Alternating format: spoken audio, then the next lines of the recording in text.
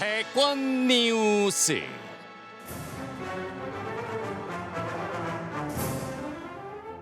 (2022년 3월 9일) 수요일 치러질 20대 대통령 선거를 앞두고 여야 후보들의 각축전이 치열합니다. 요동치는 대선 판도에 어떤 일이 있었는지 알기 쉽게 정리해 드립니다. 대권 뉴스. 대선 앞두고 꼭 알아야 할 정치권 소식 전해줄 분 소개합니다. 컴퓨터처럼 정확한 시사평론 백건 배정호 세한대 교수입니다. 안녕하십니까, 배정호입니다. 최수영 시사평론가입니다. 안녕하십니까, 최수영입니다. 유튜브로 석규현님께서 멋진 대결 부탁합니다. 예. 네, 부탁합니다. 자, 대권 뉴스 시작하겠습니다. 가장 최근 나온 갤럽 여론조사 결과부터 볼까요, 배 교수님? 네, 일주일 만에 완전히 역전이 크게 됐습니다. 일주일 전에는 윤석열 후보가 2.3%포인트 우세했는데 이번에 발표된 여론조사는 오차범위 수준까지 이재명 후보가 우세한 걸로 나왔어요. 36.8대 30.8, 그래서 6%포인트 차로 이긴 것으로 나타났습니다. 구체적으로 연령층을 좀 보면 60세 이상에서만 윤석열 후보가 이기고 나머지 20대, 30대, 40대, 50대 모두 이재명 후보가 우세됐습니다. 특히 이제 주목되는 부분은 20대인데요.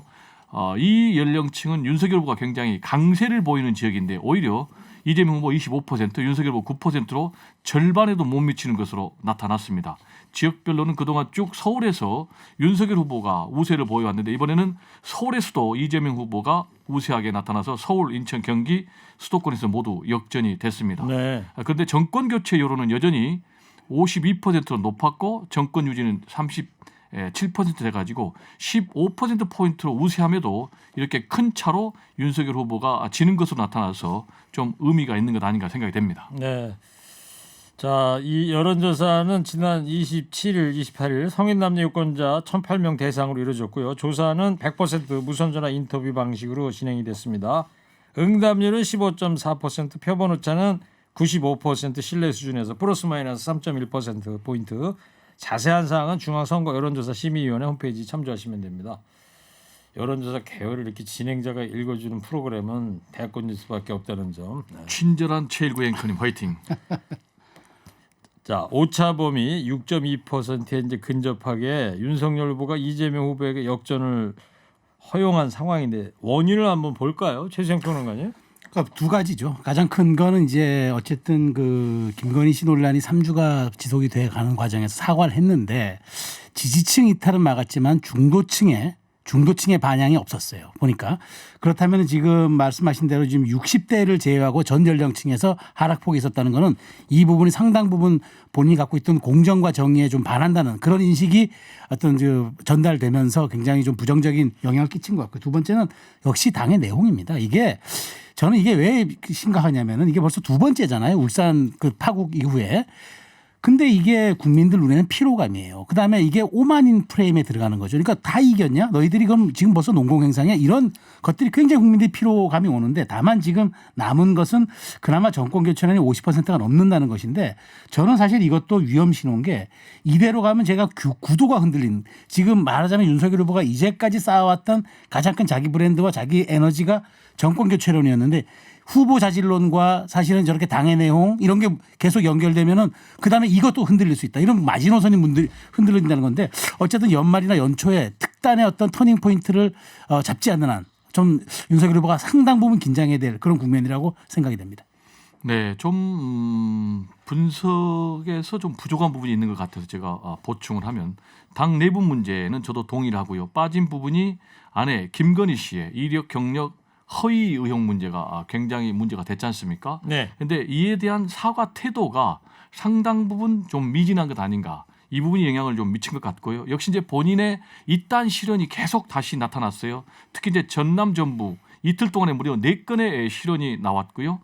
그리고 역시 정책과 공약 발표가 이재명 후보에 비해서 상대적으로 매우 저조하거나 빈약했다.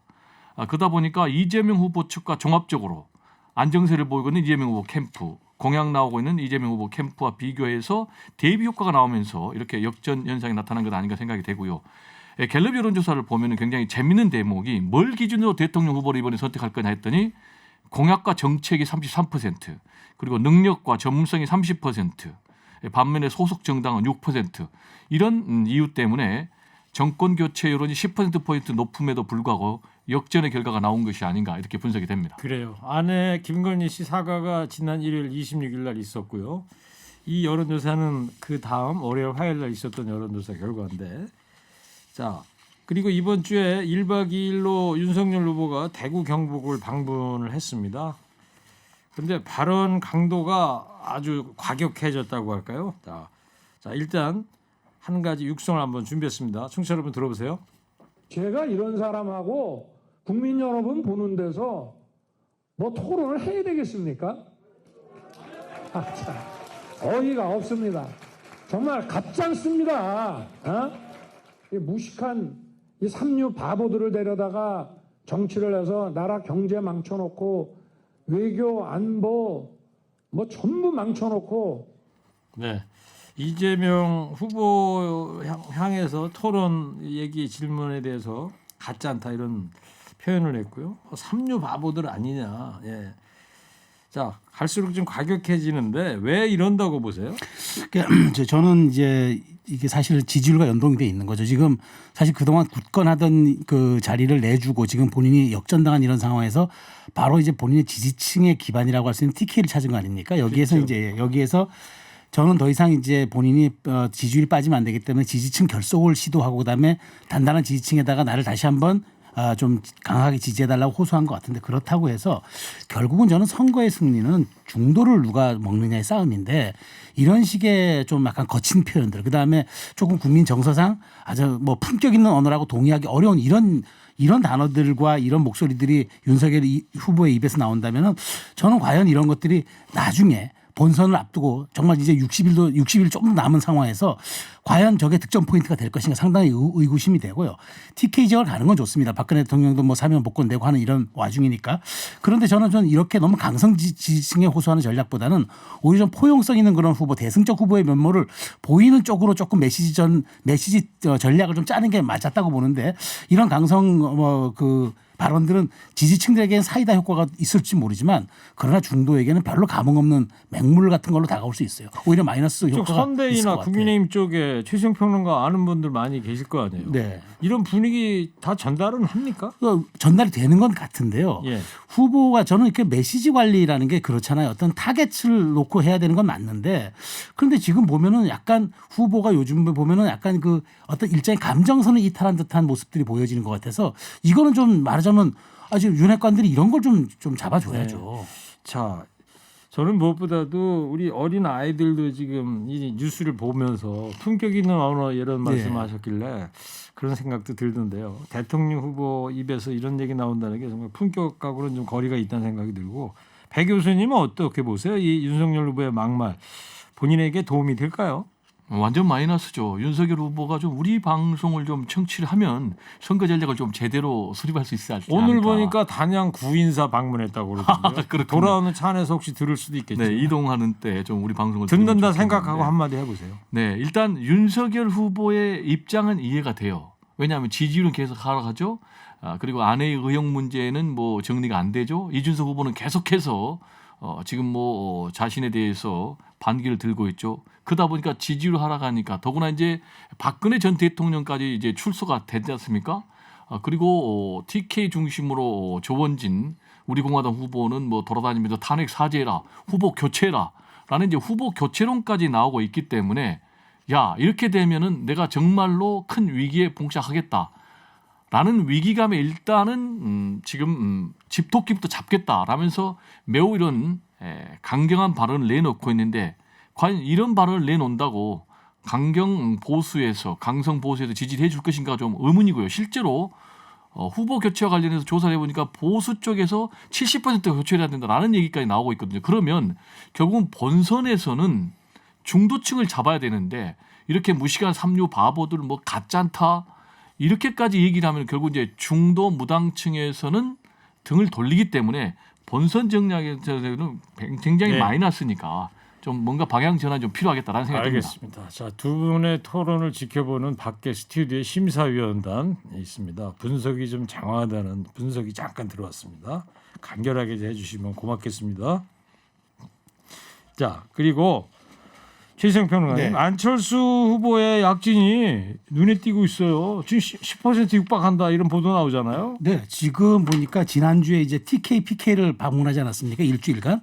그러니까 보수의 심장과 본인의 고향을 가가지고 일종의 자신의 지지층을 먼저 결속한 다음에 지금 보니까 KSOI 조사를 보니까 20대 지지율을 보니까 윤석열 후보 25%, 이재명 23%, 안철수 후보 16%예요. 네. 그러니까 거의 3강 구도가 형성이 됐다는 건데 이게 지금 MZ세대란 말이죠. 이번 스윙 보터라고 하는 가장 중요한 세대 아닙니까? 그렇다면 굉장한 변화가 일어나고 있다는 걸 느끼고 있고 더더군다나 이번 상승세에다가 이번 주 내내 여야의 러브콜이 이어졌잖아요. 그랬죠. 그럼 이번 주에 굉장히 미디어 점유율이 높았다는 거예요.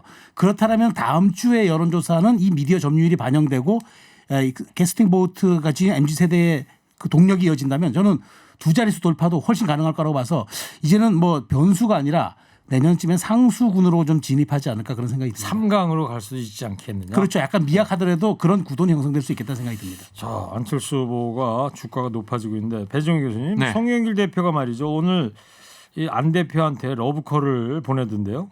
네, 일종의 뭐 중도 무당층을 향한 외연 확대 전략이다 이렇게 저는 정리가 되는데요. 미칠 것이 없다 이렇게 보는 거죠. 첫 번째로는 중도층에는 이런 러브콜이 상당 부분 긍정적인 영향을 미칠 것이다. 그리고 두 번째로는 이런 메시지가 보수층 또는 윤석열 후보를 흔드는데 상당히 도움이 될 것이다. 지금 가뜩이나 흔들리고 있는데 더 흔들릴 것이다. 그리고 세 번째로 실제 가능성도 바라볼 수 있다. 매우 확률이 낮지만 왜냐? 안철수 후보 입장에서 윤석열 후보하고 손을 잡아가지고 정권 획득할 가능성이 없다면 이길 가능성이 이재명 후보가 확실히 된다면은 거기하고 손을 잡아서 본인의 정치적 미래를 이룰 수 있다.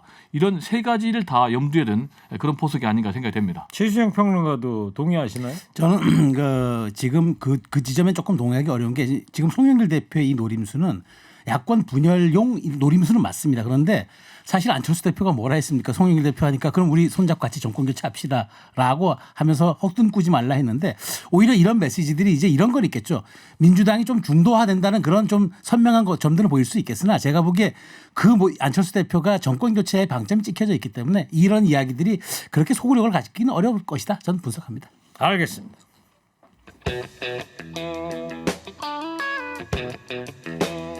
자, 박근혜 전 대통령이 어제 0시, 오늘 0시죠. 특별 사면이 됐습니다. 삼성의료원에서 이제 사면이 된 건데 당분간 신병 치료에 전념하겠다 입장이지만 한때 선거의 여왕이라 불리던 분이라서 행보에 이목이 쏠리는데 배종훈 교수님 어제 말이죠. 옥중 서신이 공개가 됐죠.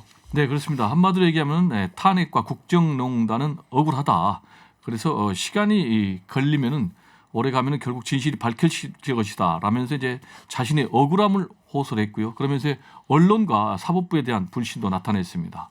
그리고 세월호 7시간 의혹에 대해서도 입장을 밝혔는데요. 당시에 몸이 좋지 않아서 관저에서 보고를 받았을 뿐이다. 라면서 세월호 7시간 관련된 여러 가지 의혹들을 부인을 했습니다. 그리고 조국 사태와 관련해서 지지자의 편지와 관련된 답장을 보냈는데 윤석열 전 검찰총장이 조국의 아내를 기소한 것이 무슨 뜻인지 모르겠다. 이렇게 질문하니까 어떤 사람을 평가하려면 그 사람의 걸어온 길을 보면은 알 수가 있다.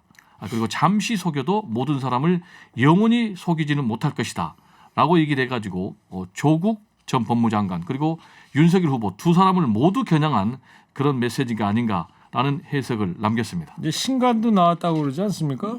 네. 오늘부터 책이 나온 거예요? 예, 시중에? 책이 나왔습니다. 네. 자, 그리고 이제 흔들리는 TK 민심 이런 보도들이 나오던데 박 전 대통령의 앞으로의 행보, 자, 선거에 어떤 영향을 미칠까요?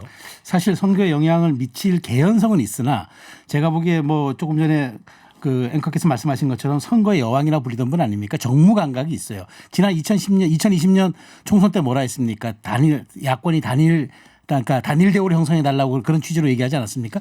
이번에도 보면 어떤 윤석열 후보에게 좀 말하자면 부정적인 영향을 미칠 발언은 아마 하진 않을 것으로 보여지나 다만 윤석열 후보의 지지율이 지금 이렇게 하락세를 있는 상태에서 박근혜 전 대통령의 혹시나 말 한마디가 보수층을 자극할 수 있는 그런 불신이 있어요. 그래서 아마 윤석열 후보가 건강이 회복되는 대로 바로 찾아뵙겠다고 네. 한 것 같은데 그럼에도 불구하고 이미 이준석의 당선과 윤석열의 대선 후보 선출은 탄핵의 강을 건넜다고 보수 진영에서는 탄핵의 강을 건넜다고 보는 게 합당하다고 맞다면은 저는 뭐 박근혜 대통령 전 대통령의 지금 어떤 큰 입장 변화가 이 야권의 선거 판도를 흔들 정도로 위중하지는 않을 것이다 이렇게 분석합니다. 저는 상당히 영향을 앞으로 미칠 것이다라고 말 봅니다. 한마디가. 그렇습니다. 근데 일단 말을 박 전 대통령이 하느냐 안 하느냐 두고 봐야 되는 거 아니에요? 2월 2일 삼성의료원 입원할 때까지는 침묵을 지킬 거라는 전망이 지배적인데. 네, 일단 정치적 메시지는 내놓지 않을 것으로 봅니다. 조원진 우리 공화당 후보도 그렇게 얘기를 했고요. 그런데 침묵 자체는 뭐겠습니까? 당연히 보수 세력들은 보수 대통령 후보 윤석열 후보를 지지하는 메시지가 나올 것이다라고 얘기하는데 침묵한다면 지지하지 않는가 보구나. 왜냐 과거의 악연 때문에 이렇게 해석할 수밖에 없기 때문에 윤석열 후보에게는 상당한 타격이 되고요. 두 번째로는 박근혜 전 대통령이 이미 메시지를 내놨어요. 두 가지 채널이죠. 하나는 이번에 옥중 서신 관련해서 책을 내놨고 거기 보면은 탄핵은 부당하다라고 얘기를 했기 때문에 이거는 우회적으로 윤석열 후보에 대한 공격의 메시지가 되는 것이고요. 그리고 사면 복권 되자마자 내놓은 메시지 세 가지 내놨지 않습니까? 국민들께 송구하고 감사하다. 플러스 문재인 대통령의 심심한 사의를 표한다. 이렇게 문재인 대통령의 사의를 표했기 때문에 이런 부분이 어우러져서 상당히 침묵에도 부정적인 영향을 미칠 것 같고 무엇보다도 강성 친박 세력들이 계속해서 지금 문제제기를 하고 있지 않습니까? 탄핵 사죄해라 윤석열. 그리고 후보를 교체해야 된다라고 얘기를 하고 있기 때문에 굉장한 큰 타격이 될 것으로 보입니다. 그래요. 알겠습니다. 자, 공수처의 이 통신 조회를 두고 어제도 법사위가 열려가지고 여야 공방이 치열했는데, 자 일단 이 공수처 통신 조회 이 안에 대한 윤석열, 이재명 두 후보의 이야기부터 한번 듣고 이야기 나눠보겠습니다.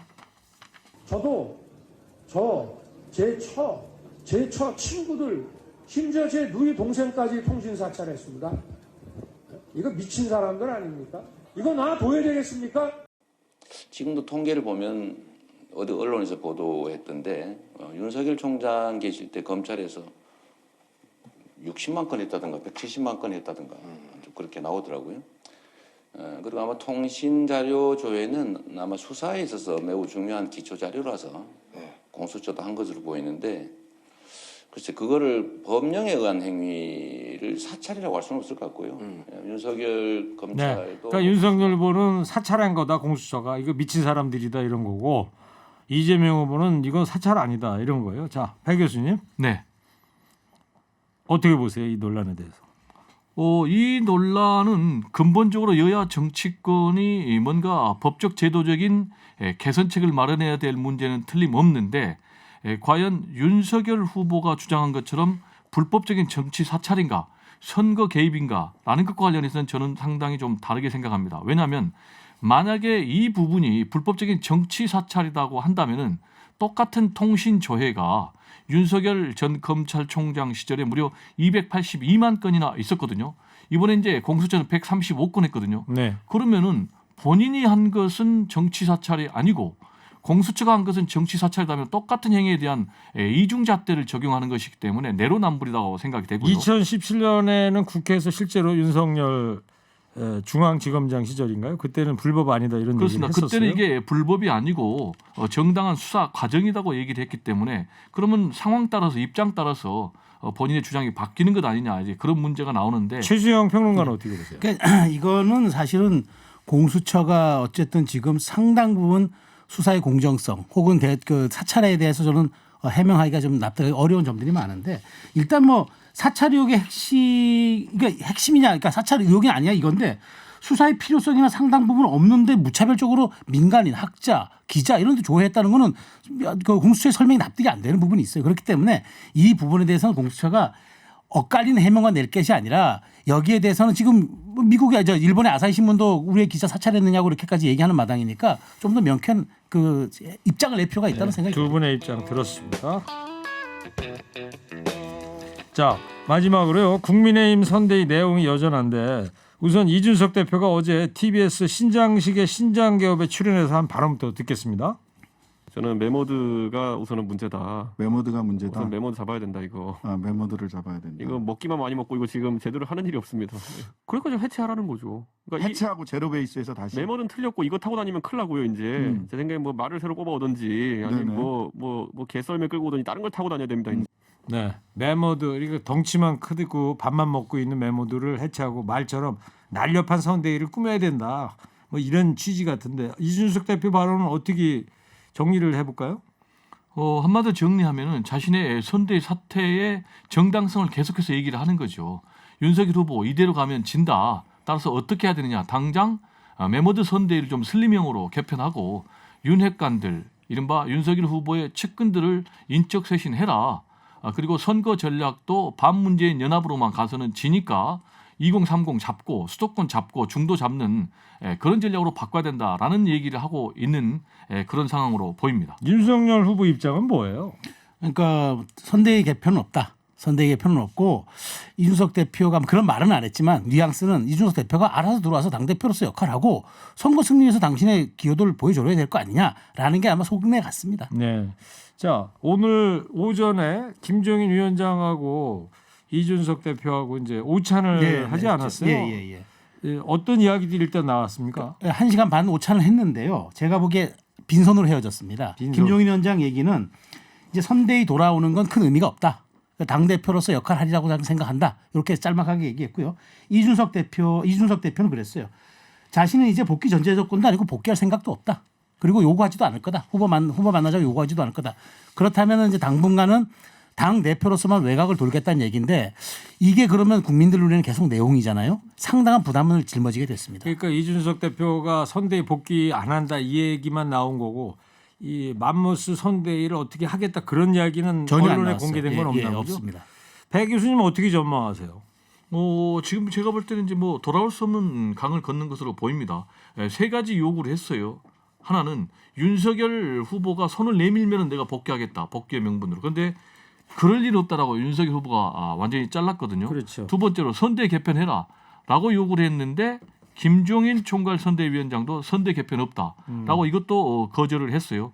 그리고 인적 쇄신을 해달라. 특히 윤핵관을 제거해달라라고 요구를 했는데 윤석열 후보는 윤핵관은 없다라고 했기 때문에 이준석 대표 입장에서는 복귀의 명분이 다 거절당했기 때문에 네. 지금처럼 복귀할 일이 전혀 없다라고 선을 그은 것이 아닌가 이렇게 해석이 됩니다. 네, 뭐 여기까지네요. 네, 오늘까지는 여기까지 상황 정리를 해드렸고요. 자, 두 분 휴대폰 아니 헤드폰 폰은 폰이네요. 자, 마지막으로 오늘 한 줄 평하겠습니다. 오늘이 2021년 마지막 날이죠. 새해는 대선이라는 나라의 큰 선거가 있습니다. 이 시점에서 이재명, 윤석열 양강 후보에게 보내는 한마디씩 들어보겠습니다. 먼저 배종호 교수께서 좀 바꿔갖고 윤석열 후보한테 한마디 해주시기 바랍니다. 3, 2, 1. 대통령 후보입니까? 검찰총장입니까? 잘 생각해 보세요. 예상한 대로군. 자, 이어서 최수영 평론가도 바꿔가지고 이재명 후보한테 한마디 해주세요. 3, 2, 1. 새해에는 좌충우돌보다는 호시우행으로 갔으면 좋겠습니다. 그런 것 같지 않은데? AI가 영딴판입니다 지금. 네, 자, 두 분 2021년 금요일마다 대권 뉴스 해주시느라고 고생하셨고요. 다음 주 금요일 또 뵙겠습니다. 배종호 교수, 최수용 시사평론가였습니다. 두 분 감사합니다. 새해 복 많이 받으십시오. 새해 복 많이 받으세요. 감사합니다. 새해 복 많이 감사합니다. 받으십시오. 네.